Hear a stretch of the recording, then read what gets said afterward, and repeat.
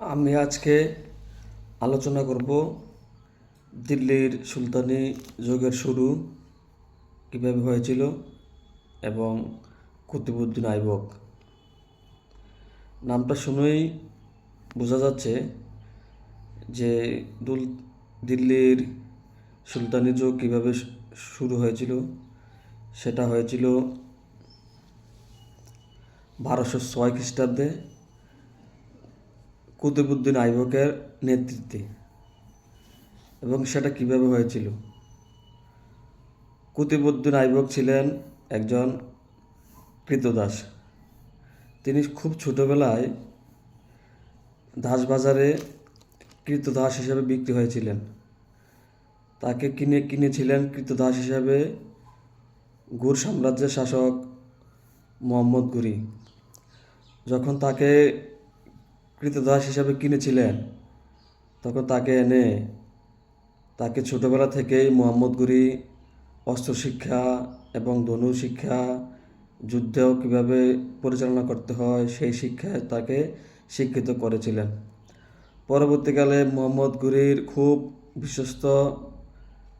তিনি বিশ্বস্ত হয়েছিলেন এবং তাকে পরবর্তীকালে মোহাম্মদ ঘুরি তার দেহরক্ষী এবং বডিগার্ড হিসেবে নিযুক্ত করেন।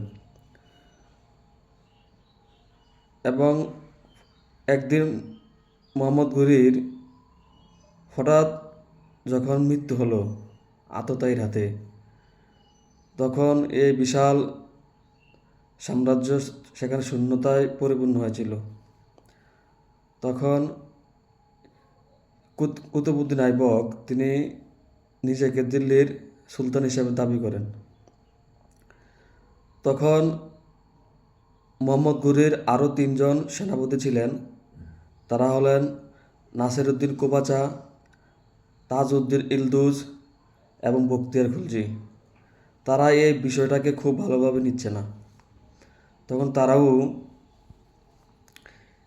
এটার বিরোধিতা করতে লাগলো যে কুতুবউদ্দিন আইবক কীভাবে দিল্লির সুলতান হিসেবে ঘোষণা করে। তখন তাজউদ্দিন ইলদুজ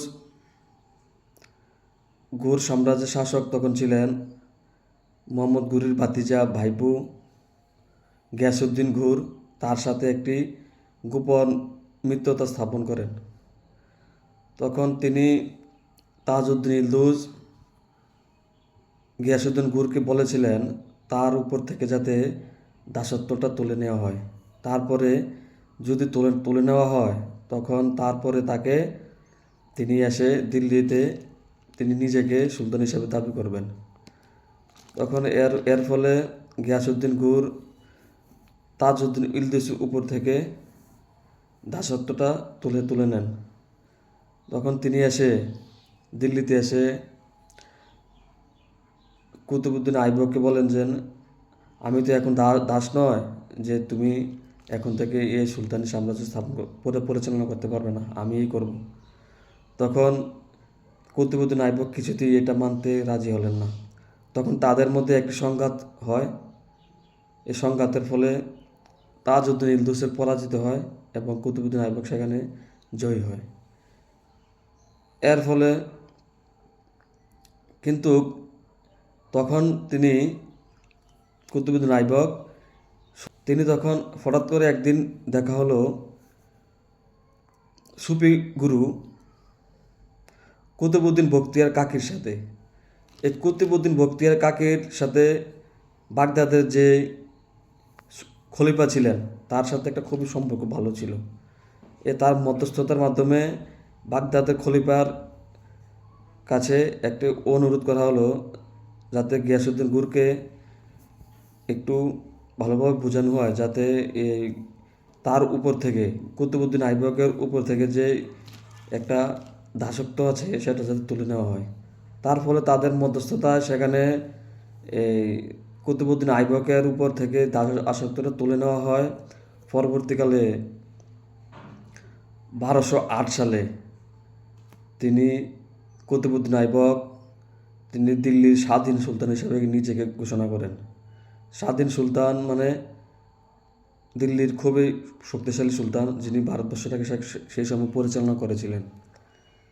তখন 1210 সালে তিনি লাহোরে একটি পোলো খেলায় অংশগ্রহণ করতে গিয়ে ঘোড়ার পিঠ থেকে নিচে পড়ে গিয়ে সেখানে ঘটনাস্থলেই কুতুবউদ্দিন আইবকের মৃত্যু হয় এবং পরবর্তীকালে তার ছেলে আরাম শাহ দিল্লির সুলতানের হিসাবে দিল্লির সুলতানের শাসক হিসেবে নিজেকে ঘোষণা করেন।